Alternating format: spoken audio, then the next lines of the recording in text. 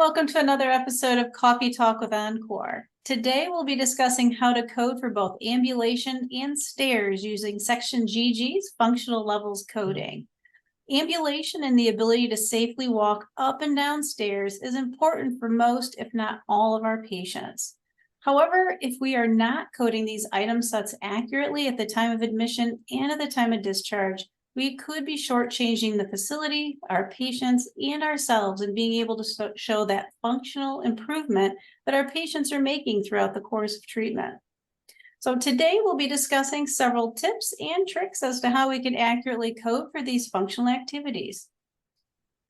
All right, so to start us off, we're going to just really quickly review the item definitions for the ambulation section. And me being the speech therapist of the group, we thought it was appropriate that I get us started. So we're going to start off with just a quick review of the ambulation for the 10 feet. So keep in mind that this is once your patient is standing, you're assessing their ability to walk 10 feet in a room, corridor, or a small space. So you're not having your patient turn, you're not doing obstacle negotiation, and you're not assessing their transfer. So this is already after you have assessed the sit to stand portion of that. Next, with the 50 feet with 2 turns category, again, this is once they're standing. So if your patient needs to sit or rest prior to 50 feet, code that as not tested due to medical or safety.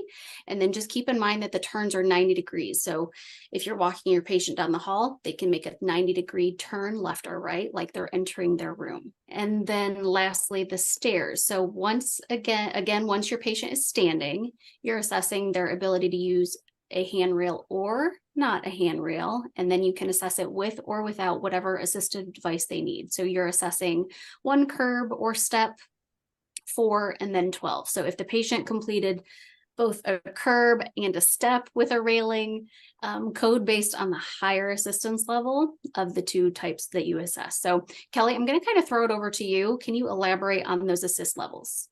Yeah, so let's spend a little bit of time talking about the various levels and kind of how they relate to ambulation and stairs for Section GG. So if you are providing any sort of cueing, prompting, handheld assist, as long as you aren't providing that balance assist, that's going to be supervision touching. Now, when you're trying to decide, is this supervision touching? Is it partial mod? Think about the amount of assistance you have to provide to a balloon, right? To move it across the room or whatever you're doing with this balloon. If you're providing more than that assistance, you're actually providing assist. And so that's going to be moving into partial moderate. Also under that partial moderate category is any assistance that you provide with walker negotiation, any assistance maybe with managing the oxygen tank during ambulation, anytime they need any sort of balance assist where you're holding that gait belt and really helping them maintain their balance. That all gets coded under partial moderate. Now, this is an important one, and we do see a lot of errors with this being coded incorrectly, is the use of dependent. If your patient requires 2-person assist for the task, regardless of how much assist those 2 people are providing, that automatically gets coded as dependent. So anytime you have to grab that second person, you're going to code that as dependent for that task. Lastly, we're going to talk about setup and cleanup. This coding is rare for these items because we usually are assessing them after the patient is in standing. So most of the time, if we are transferring their catheter, maybe helping them transfer the oxygen tank, handing them their adaptive device, that would be setup or cleanup. But that has already been completed because we are starting the patient in a standing position. So that's a little bit unique to the setup and cleanup coding for ambulation. So we want to touch a little bit on some of those special coding rules that just apply to this section. And we kind of already mentioned them, but I want to go into a little more detail. So that assistive 2, right? Even if we're doing a wheelchair follow, if we have that second person for an IV pull, that's definitely going to pull us over into that assistive 2, makes it dependent for coding. That's the only time we should be coding dependent for those ambulation tasks. If we can't go the full distance, the RAI manual actually is very clear that we're not going to finish that task for that patient. So we're not going to continue walking if we're doing 100% of the effort. So we do get to code those not tested due to medical safety on that.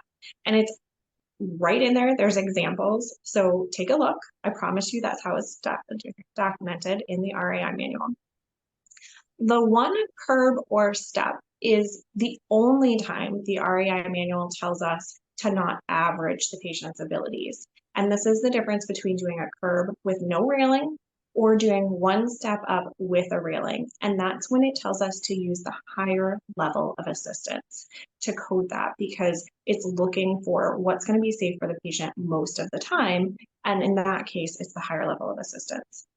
This is also one of those areas where it gives us a little bit more coding advice, and it tells us that we can code this for the patient to do the task in the wheelchair. So most of us don't do curves in a wheelchair, but it is something that a patient can do. And we do have the ability to do that dependently for our patient. And it may be something that they need to do to get in and out of their house, in and out of their facility, in and out of a parking lot. So if the patient uses their wheelchair 100% of the time, then we do need to figure out, can they get up and down a curb with assistance or without assistance? So looking at that, even for a patient who doesn't ambulate, can be important. And the last one is that assistive device that the patient uses. So Medicare tells us most of the time you can code for any assistive device. However, for ambulation, you can only code for a portable assistive device, something the patient can use in their room, something they can use at home.